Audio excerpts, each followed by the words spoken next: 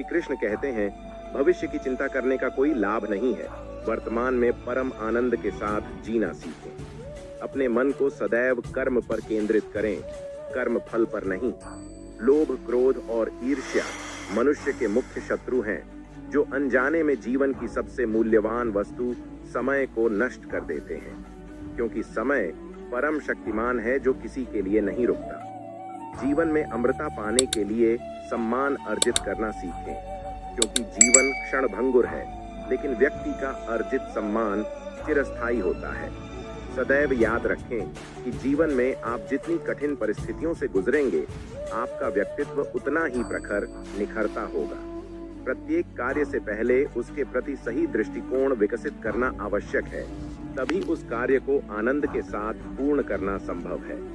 सही उद्देश्य के साथ सही कार्य को पूर्ण करना ही हमारे जीवन की परम सफलता है।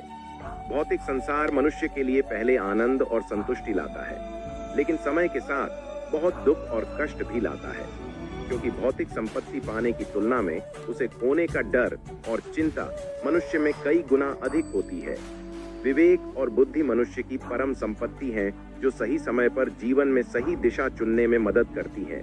जिस प्रकार प्रज्वलित अग्नि ईंधन को राख में बदल देती है, उसी प्रकार ज्ञान का प्रकाश हमारे मन के अहंकार को राख में बदल देता है। जिस व्यक्ति का मन शत्रु और मित्र के बीच पूर्णतः भेदभाव रहित है, केवल वही परम शांति का अधिकारी है। मन पर पूर्ण नियंत्रण हो तो वह हमारा परम मित्र है, लेकिन यदि मन पर नियंत्रण न हो तो वही मन हमारा परम शत्रु बन जाता है।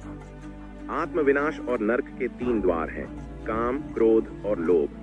मनुष्य अपने विश्वास से निर्मित होता है। जैसा वह विश्वास करता है, वैसा ही वह बन जाता है। मनुष्य अपने विश्वास से निर्मित होता है। जैसा वह विश्वास करता है, वैसा ही वह बन जाता है। आनंद की मुख्य कुंजी इच्छाओं का त्याग, कमी है।